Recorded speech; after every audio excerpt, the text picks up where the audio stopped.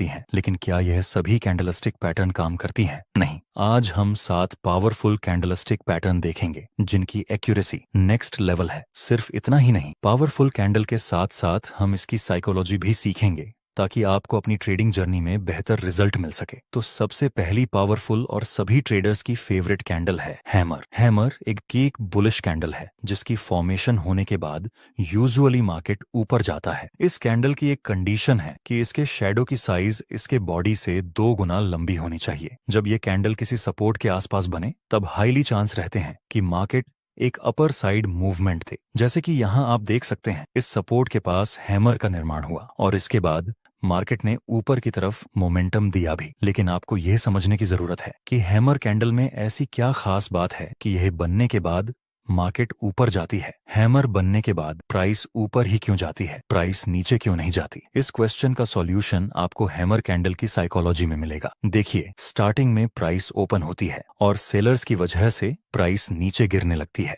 पर किसी important support के पास बायर्स एक्टिव होते हैं और प्राइस को ऊपर की तरफ पुश करते हैं। एंड में प्राइस जहां ओपन हुई थी उसके भी ऊपर बायर्स प्राइस को क्लोज करवाने में कामयाब रहते हैं। शुरुआत में सेलर्स ने पूरी कोशिश की थी प्राइस को नीचे गिराने की, लेकिन एंड में बायर्स ने पूरा कंट्रोल लेकर अपना डोमिनेंस दिखाया, जिसके बाद हमें हैमर कैंडल जैसी फॉर्मेशन मिलती है। इस कैंडल में अभी बायर्स का डोमिनेंस है। जब दूसरी कैंडल भी इस हैमर के हाई के ऊपर क्लोज हो जाए तब हम कंफर्म हो जाते हैं कि अब प्राइस यहां से एक अपर साइड मूवमेंट दे सकती है, क्योंकि यह दोनों ही कैंडल में बायर्स का डोमिनेंस है। अब दूसरी इंपॉर्टेंट कैंडल देखते हैं जो कि सेलर्स की पसंदीदा कैंडल में से एक है, वह है शूटिंग स्टार। शूटिंग स्टार एक भी बेयरिश कैंडल है जिसकी फॉर्मेशन होने के बाद यूजुअली प्राइस नीचे गिरती है। इसकी भी एक कंडीशन है कि इसके शैडो की लंबाई इसके बॉडी से मिनिमम 2 गुना ज्यादा होना चाहिए। जब यह कैंडल किसी रेजिस्टेंस के आसपास बने तो हाईली चांस रहेंगे कि प्राइस नीचे गिरे। जैसे आप देख सकते हैं, यहाँ मार्केट पहले अपर ट्रेंड में मूव कर रहा था, फिर हमें एक पुल बैक देखने को मिला और इस रेजिस्टेंस के पास हमें एक शूटिंग स्टार की फॉर्मेशन मिली। अब संभावना है कि यहाँ से फिर से प्राइस में एक गिरावट देखने को मिले। लास्ट में हमें सेलिंग प्रेशर मिला भी। अब इस कैंडल की साइकोलॉजी समझते हैं। स्टार्टिंग में प्राइस ओपन होती है और बायर्स प्राइस को ऊपर पुश करते हैं, पर किसी इंपॉर्टेंट रेजिस्टेंस के पास सेलर्स एक्टिव हो जाते हैं और वे प्राइस को नीचे धकेलने लगते हैं। कैंडल की शुरुआत में बायर्स ने पूरी कोशिश की थी प्राइस को ऊपर ले जाने की, लेकिन वे सब लोग असफल रहे और अंत में सेलर्स ने पूरा पावर दिखाकर प्राइस को नीचे की तरफ पुश कर दिया। इस कैंडल में सेलर्स का पावर दिख रहा है, इसलिए हम बोल सकते हैं कि अगर दूसरी कंफर्मेशन कैंडल इस शूटिंग स्टार के लो के नीचे क्लोज हो जाए तब हम सेल में एंट्री कर सकते हैं, क्योंकि यहाँ दोनों कैंडल में ही सेलर्स का प्रेशर है। अब हैमर और शूटिंग स्टार के बाद तीसरी पावरफुल कैंडल देखते हैं, वह है three height soldier. Three height soldier एक बुलिश पैटर्न है जिसमें 3 कैंडल का कॉम्बिनेशन होता है। थ्री हाइट सोल्जर की कंडीशन है कि यह तीनों कैंडल की बॉडी ज्यादा होनी चाहिए और शैडो मिनिमम, जिसमें हर एक कैंडल की क्लोजिंग प्राइस पिछली कैंडल के हाई से ऊपर होनी चाहिए और तीनों कैंडल का कलर ग्रीन होना चाहिए। जब यह कैंडलस्टिक पैटर्न किसी सपोर्ट के आसपास बने तब इसकी एक्यूरेसी नेक्स्ट लेवल तक पहुंच जाती है। दोस्तों, क्या आप इसको three height soldier pattern consider कर सकते हैं? नहीं, इसको हम थ्री हाइट सोल्जर कंसीडर नहीं कर सकते, क्योंकि इसमें दूसरी वाली कैंडल की क्लोजिंग प्राइस इस फर्स्ट वाली कैंडल के हाई से नीचे है, इसलिए हम इसको थ्री हाइट सोल्जर पैटर्न नहीं बोल सकते। अब थ्री हाइट सोल्जर की साइकोलॉजी समझते हैं। पहली कैंडल बनती है और बायर्स का फुल पावर होने की वजह से प्राइस ऊपर ही क्लोज हो जाती है। दूसरी कैंडल ओपन होती है और इसमें भी बायर्स अपना डोमिनेंस दिखाकर प्राइस को ऊपर पुश करने लगते हैं। दूसरी कैंडल भी ऊपर ही क्लोज हो जाती है। आखिर में तीसरी कैंडल भी ओपन होने के साथ बायर्स फिर से एक्टिव हो जाते हैं और एक बार फिर से प्राइस को ऊपर पुश करते हैं और प्राइस ऊपर ही क्लोज हो जाती है। यह तीनों कैंडल में बायर्स का फुल पोटेंशियल है, इसलिए थ्री हाइट सोल्जर की एक्यूरेसी ज्यादा है। चलिए इसको एक एग्जाम्पल के साथ समझते हैं। यहाँ शुरुआत में प्राइस नीचे आता है, उसके बाद फिर से ऊपर चला गया। जहां से मार्केट ने ऊपर की डायरेक्शन में मूव किया था वह एरिया हमारे लिए सपोर्ट का काम करेगा। नेक्स्ट हम देखें तो प्राइस इसी सपोर्ट के पास 3 व्हाइट सोल्जर की फॉर्मेशन बनाता है, जो कि हाईली एक्यूरेट कैंडलस्टिक पैटर्न में से एक है। तो अब हम बाय में एंट्री कर सकते हैं, जिसमें स्टॉप लॉस इस 3 व्हाइट सोल्जर के लो से थोड़ा नीचे रखेंगे और प्रॉफिट टारगेट के लिए हम इस नजदीकी रेजिस्टेंस का यूज करेंगे। आगे हमारा प्रॉफिट टारगेट भी कंप्लीट हो चुका है। दोस्तों, आपके लिए एक क्वेश्चन है कि हैमर की एक्यूरेसी ज्यादा है या फिर 3 व्हाइट सोल्जर की? वीडियो को पॉज करें और आंसर अपने दिमाग में रेडी रखें। अगर आपने यह दोनों कैंडल की साइकोलॉजी ठीक से समझी होगी तो आप इसका आंसर तुरंत दे पाएंगे। एक जरूरी बात, अगर आप चार्ट्स पर मल्टीपल इंडिकेटर्स का उपयोग करते हैं या एक साथ 4-5 चार्ट्स देखते हैं तो आपके पास ट्रेडिंग व्यू का प्रीमियम प्लान होना जरूरी होता है। इसका कॉस्ट 12,000 रुपए पर ईयर है। अगर आप ट्रेडिंग व्यू का सब्सक्रिप्शन फ्री में चाहते हैं तो आप अपना डिमैट अकाउंट शाम को ट्रेडिंग ऐप में खोल सकते हैं। अपने ट्रेडिंग को इम्प्रूव करने के लिए सैमको में स्विच करें। सैमको आपकी ट्रेडिंग हिस्ट्री का एनालिसिस करके आपको आपकी गलतियों के बारे में बताता है, जिन्हें जानकर आप अपनी ट्रेडिंग को और बेहतर बना सकते हैं। एक ही प्लेटफॉर्म पर सभी एसेट क्लास में ट्रेड कर सकते हैं, जिसमें कमोडिटी डेरिवेटिव्स और करेंसी डेरिवेटिव्स भी शामिल हैं। यहाँ अकाउंट ओपनिंग फ्री है और पहले साल के लिए अकाउंट मेंटेनेंस भी फ्री है। म्यूचुअल फंड और आईपीओ में कोई कमीशन नहीं है। बाकी सभी एसेट क्लास में ट्रेड करने पर केवल 20 रुपए पर ऑर्डर ब्रोकरेज लिया जाता है और यहाँ कोई भी हिडन चार्ज नहीं है। 1000 से ज्यादा स्टॉक्स पर 4 गुना लेवरेज मिलता है, जिसे आप लाइफ टाइम तक होल्ड कर सकते हैं। यहाँ पर आपको ट्रेडिंग व्यू का प्रीमियम वर्जन मिलता है, जहाँ आप मल्टी चार्ट लेआउट और 50 से भी ज्यादा इंडिकेटर्स का इस्तेमाल कर सकते हैं और चार्ट्स पर ही बाइंग और सेलिंग के ऑर्डर प्लेस कर सकते हैं। साथ साथ अपने स्टॉप लॉस और टारगेट को भी मैनेज कर सकते हैं। अगर आप डिस्क्रिप्शन में दिए गए लिंक से सैमको ब्रोकर ज्वाइन करते हैं तो आपको सीबी से रजिस्टर्ड एडवाइजर द्वारा दी गई रियल टाइम ट्रेडिंग एडवाइस बिल्कुल फ्री मिलेगी। देखिए, हैमर कैंडल में भी बायर्स का पावर होता है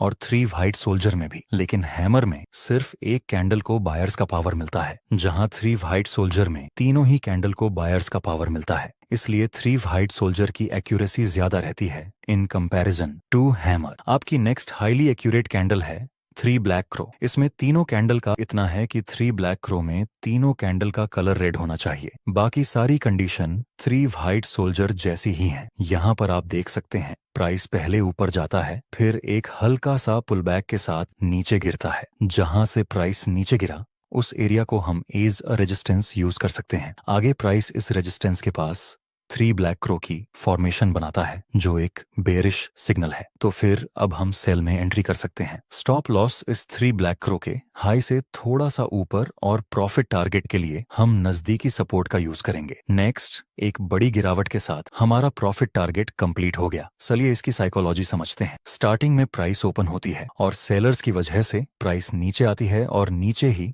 प्राइस क्लोज हो जाती है। दूसरी कैंडल में भी सेलर्स की एक्टिविटी ज्यादा होने की वजह से प्राइस ओपन होकर नीचे क्लोज हो जाती है और थर्ड कैंडल में सेलर्स का पावर ज्यादा होने की वजह से प्राइस ओपन होकर नीचे क्लोज हो जाती है। यह तीनों ही कैंडल में सेलर्स सेल करने में ज्यादा इंटरेस्टेड हैं, इसलिए यहाँ संभावना है कि आगे भी प्राइस नीचे गिर सकती है। दोस्तों, इस वीडियो में हमने ट्रेडिंग के बहुत सारे न्यू कॉन्सेप्ट ऐड किए हैं, जिससे कि आपकी ट्रेडिंग जर्नी सिंपल हो जाए। वीडियो बनाने में हमारी पूरी टीम की बहुत ज्यादा मेहनत लगी है। अगर आप हमें सपोर्ट करना चाहते हैं तो एक लाइक जरूर कर देना। आपकी नेक्स्ट कैंडल है बुलिश एंगल्फिंग। ये कैंडलस्टिक पैटर्न 2 कैंडल के कॉम्बिनेशन से बनती है, जिसमें पहले वाली कैंडल का कलर रेड होना चाहिए और दूसरी बड़ी कैंडल का कलर ग्रीन होना चाहिए। यह बुलिश कैंडल है तो यह किसी सपोर्ट के आसपास बननी चाहिए। इसकी एक और कंडीशन है कि यह फर्स्ट वाली कैंडल का हाई एंड लो पूरी तरह से दूसरी वाली ग्रीन कैंडल के अंदर होना चाहिए। यहाँ पर आप देख सकते हैं, इस इंपॉर्टेंट सपोर्ट के पास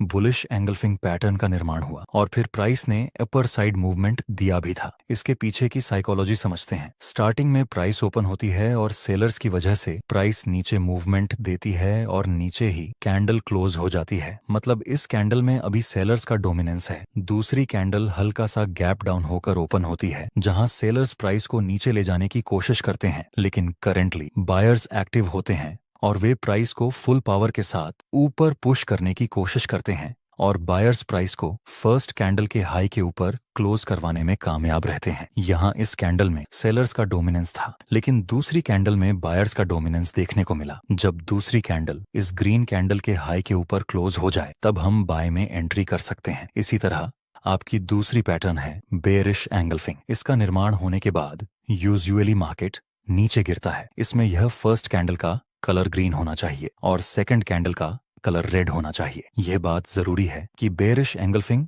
किसी रेजिस्टेंस के आसपास बननी चाहिए, तभी इसकी एक्यूरेसी बेहतर रहेगी। इसमें भी यह फर्स्ट कैंडल का हाई और लो पूरी तरह से इस सेकंड कैंडल के अंदर होना चाहिए। आप देख सकते हैं यहाँ इस इंपॉर्टेंट रेजिस्टेंस के पास एक बेरिश एंगल्फिंग का निर्माण हुआ और फिर प्राइस ने एक डाउन साइड की मूवमेंट दी थी। इसकी क्या साइकोलॉजी है, चलिए देखते हैं। शुरुआत में प्राइस ओपन होती है और बायर्स की वजह से प्राइस ऊपर की तरफ मूवमेंट देती है और ऊपर ही क्लोज हो जाती है। दूसरी कैंडल हल्का सा गैप अप के साथ ओपन होती है और धीरे धीरे ऊपर जाती है, लेकिन सडनली सेलर्स एक्टिव होते हैं और वे प्राइस को बहुत ही ज्यादा नीचे ले जाते हैं। लास्ट में दूसरी कैंडल फर्स्ट कैंडल के लो के नीचे क्लोज हो जाती है। इस फर्स्ट कैंडल में बायर्स का डोमिनेंस था, लेकिन दूसरी कैंडल में सेलर्स ने अपना पोटेंशियल दिखाया। जब कंफर्मेशन कैंडल इस रेड कैंडल के नीचे क्लोज हो जाए तब हम सेल में एंट्री कर सकते हैं। आपकी आखिरी कैंडलस्टिक पैटर्न है डोजी। दोस्तों, डोजी एक इंडिसीजन कैंडल है। डोजी कई तरह की होती है, जैसे कि dragon fly doji, long leg doji, common doji, लेकिन आपको इसको इतना कॉम्प्लिकेटेड नहीं करना है, आपको इसे सिंपल ही रखना है। देखिए, डोजी में जो बॉडी होती है वह बिल्कुल ही ना के बराबर होती है और लंबे शेडो होते हैं। इसको आप बाय करने के लिए भी यूज कर सकते हैं और सेल करने के लिए भी यूज कर सकते हैं। कैसे, आइए देखते हैं। जब किसी इंपॉर्टेंट सपोर्ट के पास डोजी कैंडल मिले और दूसरी कैंडल डोजी के हाई के ऊपर क्लोज हो जाए तब आप बाय में एंट्री कर सकते हैं। इसी तरह जब डोजी किसी इंपॉर्टेंट रेजिस्टेंस के पास बने और दूसरी कंफर्मेशन कैंडल डोजी के लोरी के नीचे क्लोज हो जाए तब आप सेल में एंट्री कर सकते हैं। याद रहे दोस्तों, डोजी के आधार पर ट्रेड लेते समय आपको हमेशा कंफर्मेशन कैंडल का वेट करना है, क्योंकि यह इंडिसीजन कैंडल है। चलिए इसकी साइकोलॉजी समझते हैं। शुरुआत में प्राइस ओपन होती है और सेलर्स प्राइस को नीचे पुश करते हैं, लेकिन बायर्स एक बार फिर से प्राइस को ऊपर ले जाते हैं। जैसे ही प्राइस ऊपर जाती है, सेलर्स फिर से एक्टिव होते हैं और प्राइस को नीचे पुश कर देते हैं और जहां प्राइस ओपन हुई थी उसके आसपास ही क्लोज हो जाती है। सेलर्स ने कोशिश की थी प्राइस को नीचे ले जाने की, लेकिन वे नाकामयाब रहे, और वहीं बायर्स ने भी कोशिश की थी प्राइस को ऊपर ले जाने की, लेकिन वे भी सफल नहीं रहे, जिस वजह से इस कैंडल को हम इंडिसीजन कैंडल बोलते हैं। दोस्तों, अगर आपको इस वीडियो से कुछ ना कुछ वैल्यू मिली हो तो लाइक जरूर करना, और कोई डाउट हो तो कमेंट में बता देना। साथ ही अगली वीडियो किस टॉपिक पे चाहिए कमेंट में जरूर बताएं। जय हिंद दोस्तों।